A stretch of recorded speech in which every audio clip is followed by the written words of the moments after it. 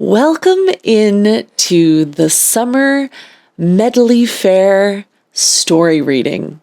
We're going to be starting out at the Everfall Summer Village and working our way over to Brightwood, then to Weaver's Fen, and finally ending at Monarch's Bluffs. The first story is titled Wishing Bones. I feel a fool even writing this down. After dinner, I saved the Sturgeon's bones, every last one. They weren't golden, like in the fairy tales, but I placed them in a bowl, poured seawater over the bones, and spoke a wish anyway. Woke up this morning, and my boat still leaks. Useless. Stupid story. At least I got a warm meal out of it. Tried to repair the leak myself. I'd been at it for hours when I heard music coming from the shore. A strange, warbly flute that rose as the sun set. The sound of music came closer until a masked stranger stepped out from behind the trees. They lowered the flute and smiled at me.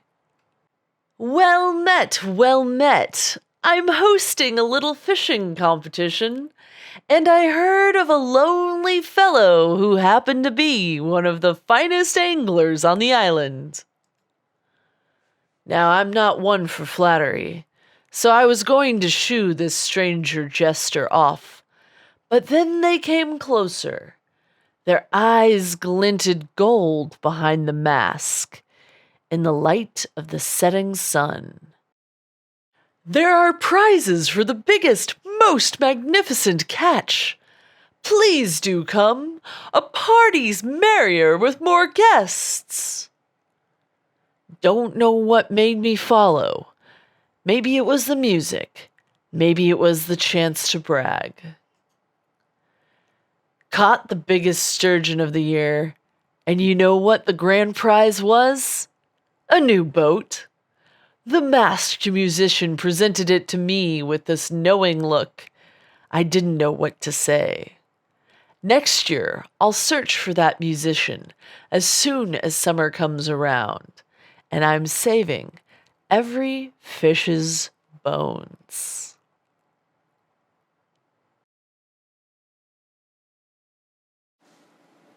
Now we move to the Brightwood Summer Village. This is the Maudlinbug music.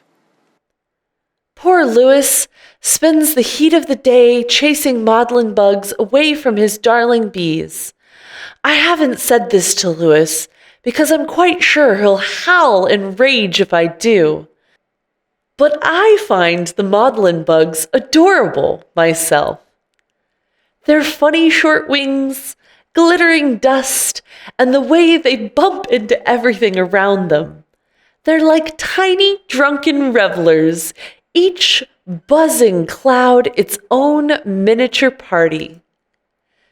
The dream I had last night was unlike any other. The creature spoke with 1,000 small buzzing voices, a chorus both rapturous and painful to my ears. The song, we wish only for the song. A universe of beaded, jeweled eyes stared unblinking. Dust poured from their myriad glittering wings. I awoke with a pounding head from Lewis's mead and a new melody in my heart. My tiny patrons approve. The Maudlinbugs adore my new tune.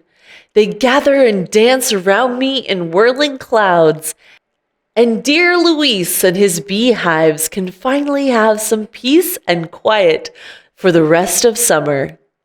I think I'll take this little show on the road, though I'll have to find a suitable tailor first. The darling little Maudlinbugs cover everything in their dust, and my new garb must match theirs. And now we travel to Weaver's Fin, Summer Village.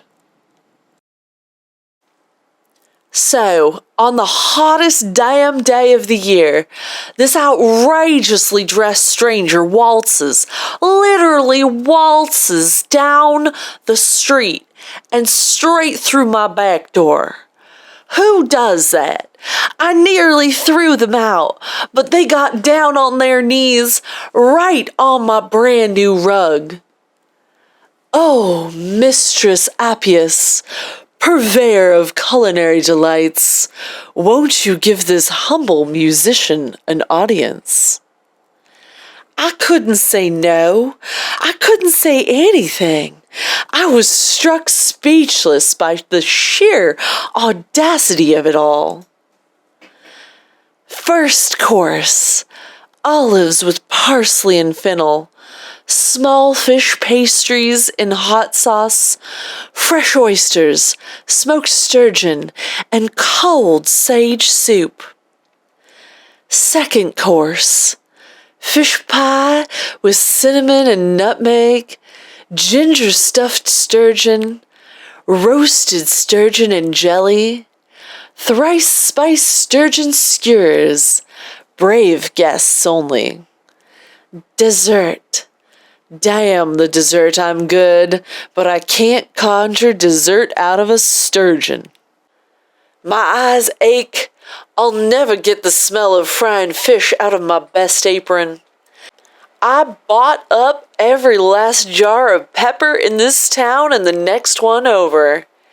And when I said that to the maestro, what did they do? Smiled that beatific smile, clapped me on the back and asked, "Same time next year?" For heaven's sake, I must be mad, but of course I'll be back next year, and I'm gonna bring reinforcements. Kardec makes the finest fish curry, and I hope he won't mind a stranger waltzing into his kitchen. For our final summer village, we're headed to Monarch's Bluffs. Once upon a time, an old fisherman washed up on the shores of Eternum. Though others sought treasures and power, the fisherman was content to build himself a small hut overlooking a delta and sail out every day to catch his meals. One summer evening, the fisherman found himself lost in a dense fog. He drifted until he saw a light beneath the waves. He cast his line, watching the light bob and sink. The creature that he reeled up was unearthly, an enormous sturgeon with glittering jeweled scales, twice as long as he was tall. The astonished fisherman nearly dropped his line, but not before the sturgeon spoke. "Release me, my friend, and I will grant you a wish." In a land of wonders, a talking fish is hardly noteworthy, but something about the sturgeon's blinding scales and golden eyes gave the fisherman pause. He bowed and answered, "Will you guide me home?" The sturgeon turned and began to swim away, with the fisherman paddling after. He followed its glowing trail all the way back to shore. When his hut was in sight, the fisherman stopped paddling. "Thank you," he said to the sturgeon. "May I ask for a second wish?" The sturgeon did not answer. "I wish you good fortune, friend," continued the fisherman. "I wish for you to prosper, and for the oceans and rivers to be as good to you as you have been to me." More lights appeared from beneath the waves. Soon the shallow water was full of bejeweled sturgeons, as many as the stars in the sky.